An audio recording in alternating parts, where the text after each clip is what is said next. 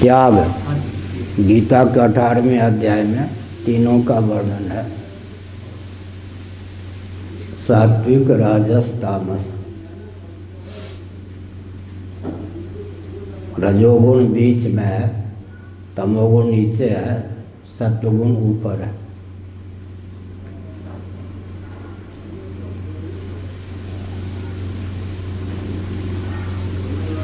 कर्म का मान लीजिए त्याग करना है, तो उसमें विचार यह किया जाता है कि कर्म के फल में आसक्ति बंधन में हेतु है या कर्म, विचार किया जाता है। गीता में आया त्यागात् शांतिरनंतरम, त्याग किया नहीं कि शांति प्राप्त होती है। त्याग का प्रभाव तत्काल मिलना प्रारंभ हो जाता है। तो विचारणीय विषय है कि कर्म और कामना, इन दोनों में सुगम तो कर्म का त्याग है, लेकिन कामना बनी रही और कर्म का त्याग कर दिया तो दम भी सिद्ध होंगे। नैव त्याग फलम लभेत, ऐसा त्याग का जो असली फल है वो देने में समर्थ नहीं है। तमोगुणी जो होते हैं, आलसी, प्रमादी, निद्रालु, वे कर्म का ही त्याग कर बैठते हैं, लेकिन कामना को पाले रखते हैं, तो त्याग का असली फल उनको नहीं प्राप्त होता। रजोगुणी व्यक्ति जो होता है वो कहीं त्याग कर भी ले तो अहंता ममता उसके हृदय में विराजमान रहती है, उसके फलस्वरूप वो बंधन को ही प्राप्त होता है। त्यागने योग्य तो अहंता ममता है, उसका त्याग नहीं करता है। काय क्लेश भयात् त्यजेत लिखा है। रजोगुणी जो त्याग करता है, उदाहरण देता हूँ, बैठो जी, देखो ये गौरव जी के लाडले लाल ने क्या पूछा, उत्तराधिकारी का चयन कैसे होना चाहिए। सबसे ज़्यादा चिंता इन्हीं को है, उत्तराधिकारी कौन होगा। अच्छा प्रश्न, बहुत बढ़िया, बहुत बढ़िया। हाँ, बुजुर्ग जैसा प्रश्न। देखत बालक बहुकाली ना, भाई अच्छा प्रश्न। ये सब बचपन से सुन रहे हैं ना, उसका फल होता है। इनको कोई कहता नहीं है कि ये पूछना है, ना अपनी तरफ बिना वकील के ही, बिना वकील के। बहुत अच्छा। गीता में आया नैव त्याग फलम लभेत, काय क्लेश भयात् त्यजेत। तमोगुणी जो त्याग करता है उसके मूल में मोह, अज्ञान बना रहता है। अमुक सन्यासी हो गए तो मैं भी सन्यासी हो जाऊं, घर छोड़ने मत से कल्याण हो जाएगा। तो मोह पूर्वक, अविवेक पूर्वक तमोगुणी व्यक्ति त्याग करता है।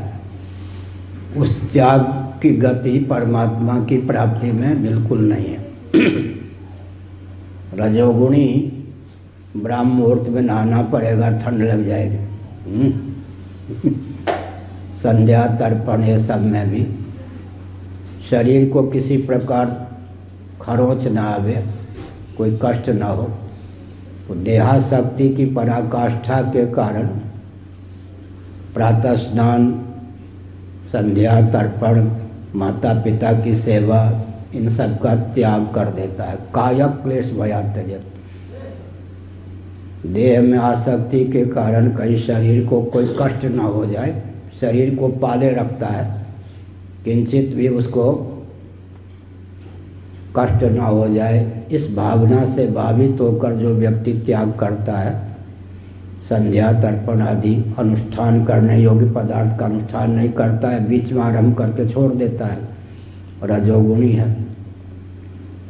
सात्विक व्यक्ति के दो भेद हैं, शुद्ध सत्व और मलिन सत्व।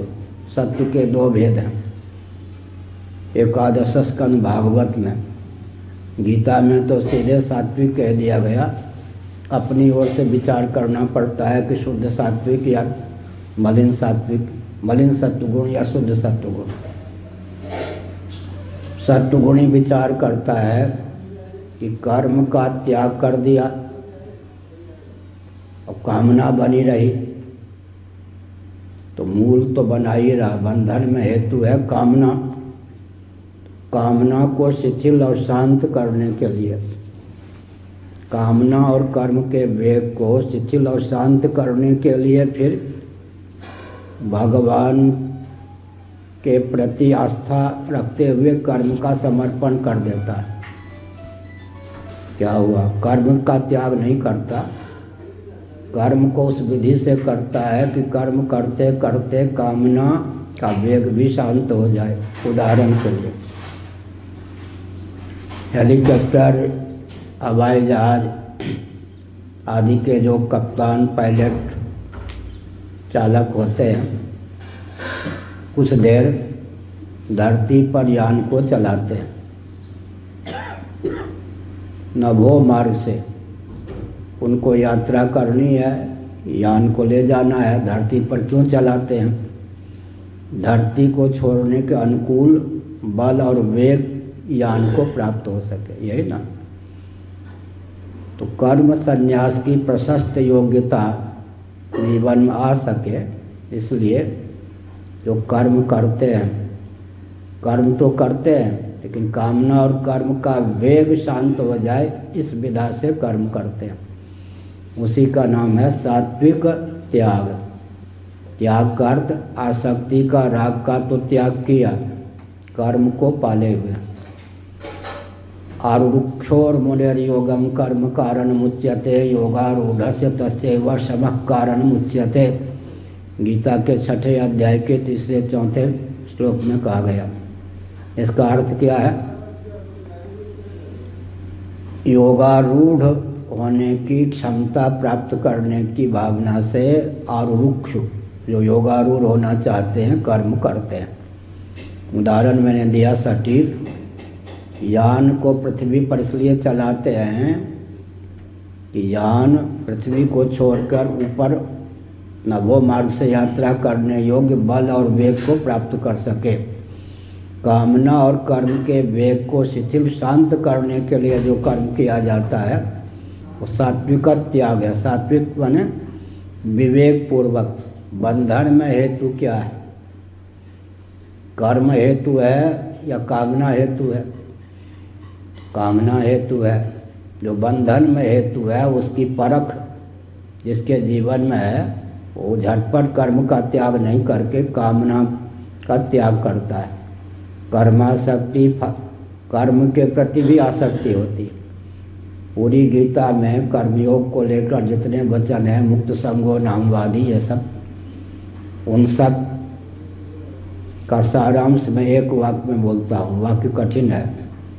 कर्मासक्ति, फलासक्ति, अहंकृति को शिथिल कर धृत्य उत्साह पूर्वक भगवदर्थ समत्व बुद्धिपूर्वक स्वकर्मानुष्ठान का नाम कर्मयोग है। अभी इंदौर में हम बोल रहे थे, एक महात्मा जिनकी अध्यक्षता उस दिन थी। अध्यक्ष वो होता है जो पूरे कार्यक्रम में बैठा रहे। हम लोग तो थोड़ी देर के लिए जाते हैं। तो उन्होंने टिप्पणी की आस्थापूर्वक, जब तक एक शब्द पर ध्यान देता हूँ तब तक शंकराचार्य 5 शब्द और बोल देते हैं, कुछ पकड़ में नहीं आती। कर्मासक्ति, फलासक्ति, अहंकृति को शिथिल कर धृत्युत्साह पूर्वक समत्व बुद्धिपूर्वक भगवदर्थ स्ववर्णाश्रमोचित कर्म या धर्म का अनुपालन कर्मयोग है। ये सात्विक त्याग। त्याग करने योग्य कामना है। कामना को त्याग करके, शिथिल करके जो कर्म किया जाता है सात्विक। शुद्ध सात्विक फिर यह है कि कर्म संन्यास की प्रशस्त योग्यता प्राप्त हो जाने पर जो कर्म का भी त्याग कर दिया जाता है, उसकी कसौटी गीता के 6ठे अध्याय के 3-4 श्लोक में है। कसौटी क्या है? यदा हीनेन्द्रियार्थेषु न कर्मस्वनुसज्जते सर्वसंकल्प संन्यासी योगारूढ़स्तदोच्यते। ज्ञानेन्द्रियों में भोग के प्रति, कर्मेंद्रियों में कर्म के प्रति आसक्ति न रह जाए, विचार युक्त प्रत्याहार धारणा के द्वारा मन को भगवत तत्व की ओर उन्मुख करने की क्षमता प्राप्त हो जाए, तब कर्म संन्यास। कर्म संन्यास के भी कई भेद हैं, तमोगुण की भूमिका में, रजोगुण की भूमिका में, विशुद्ध सत्व गुण की भूमिका में। यहाँ तत्वज्ञान तो नहीं हुआ है कि आत्मा विक्री विज्ञान घन है, लेकिन आत्मा का परिमार्गन अनुसंधान करने के लिए गीता का 15वां अध्याय, ततः पदम तत्परिमार्गितव्यम यस्मिन् गतानि निवर्तन्ति भूयः, आत्मानुसंधान के लिए, भगवत तत्व के विचार के लिए जो कर्म का त्याग किया गया। अज्ञानी अज्ञ कर्तृक अज्ञानी है, लेकिन वो अज्ञानी बहुत ऊंचा अज्ञानी है। भगवत तत्व का ज्ञान प्राप्त करने के लिए जो कर्म का भी त्याग कर देता है, योग्यता प्राप्त होने पर, वो फिर क्या है? योगारूढ़, साधन चतुष्टय संपन्न। फिर जो तत्वज्ञ होते हैं, वो बाहर से कर्म करते हुए दिखाई पड़े तो न दिखाई पड़े तो उनके कर्म भी अकर्म, अकर्म भी अकर्म। बहुत कुछ कहा हमने। आगे